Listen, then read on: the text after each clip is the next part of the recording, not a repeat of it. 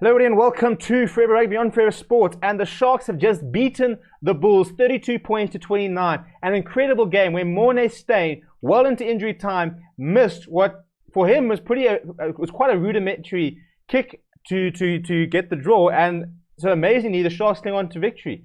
And what a not necessarily a shock result, but what a performance by the Durban outfit, who really did outplay exceed expectations with that game. And a lot of credit goes to them because the Bulls, especially on the attack, were probably the better side. But the Sharks did very, very well by keeping themselves in the game at all times and making sure that they were there.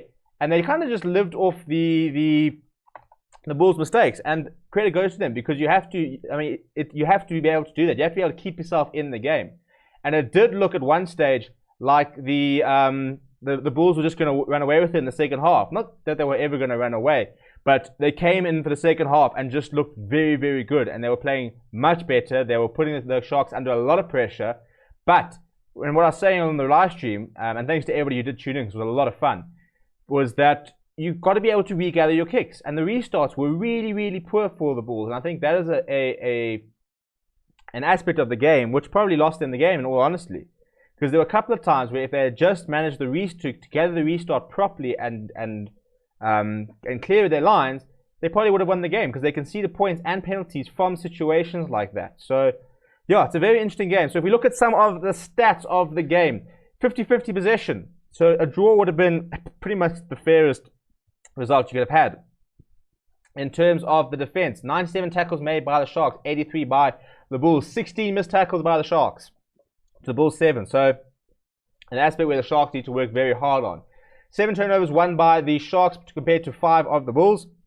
At the breakdown, Sharks won 48% of their rucks, Bulls 51%.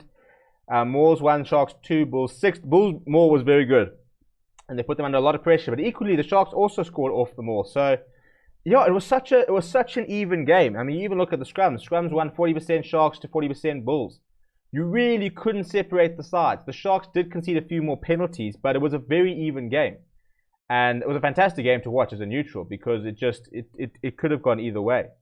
So it really was very close towards the end. And credit to both sides, you kept it very close. But in terms of standout players, Dylan Richardson for me was very good. He made 8 tackles. Ruben van Heerden made 12 tackles. The Sharks had to work very hard in the defense. But Dylan Richardson 8 tackles, Henk Venter 8 tackles. Spoon Corsi, he was very good. For the Sharks, he didn't score a try. Yao Penke got the try.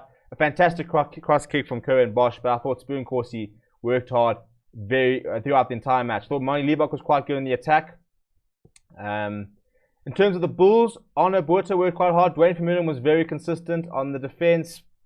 Big tacklers. And Johan Grobbelaar made 9 tackles. Ruan Nokia and Mark Verstappen each made 7. Arno Buerta 8. And then Cornel Hendricks, he scored a fantastic try where he spotted a bit of a mismatch and got in between there. So credit to him for doing that. But yeah, it was a very interesting game. And the thing I want to speak about a little bit was the yellow cards. There were 2 yellow cards.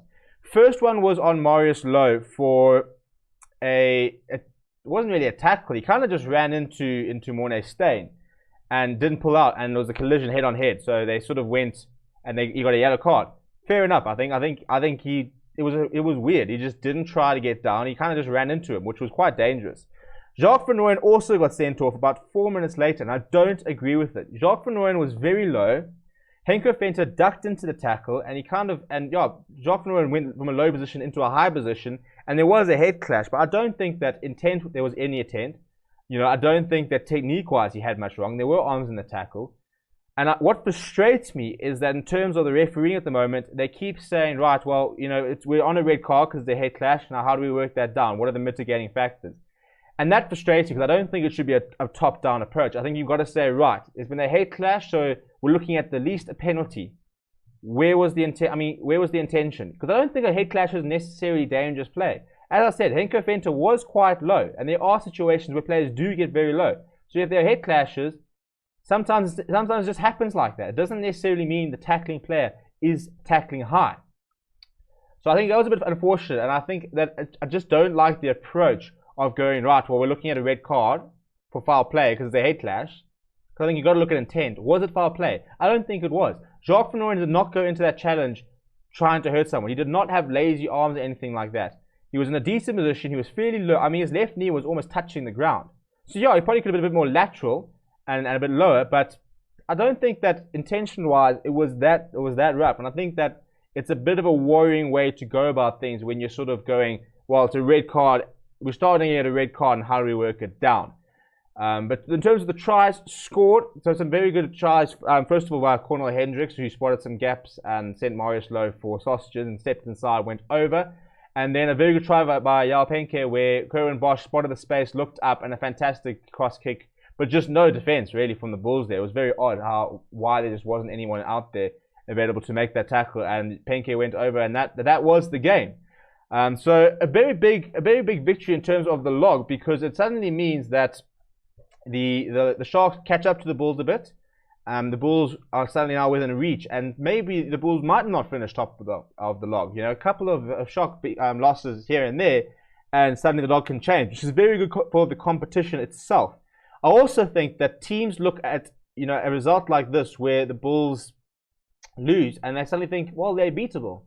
You actually can go and beat them, because the Cheetahs beat them, and then they went on this terrific run where they were just cleaning outsides, putting a lot of points on, winning from difficult positions. Today they should have drawn. But they'll sit there and think, you know what? The Sharks put on 32 points against the Bulls. We can also go put on some points against the Bulls. So, you know, suddenly, as soon as that sort of aurora is broken, and that sort of aura around there where you kind of feel that they can't be beaten, when that breaks, suddenly it brings a couple of players into, or a couple of teams into contention.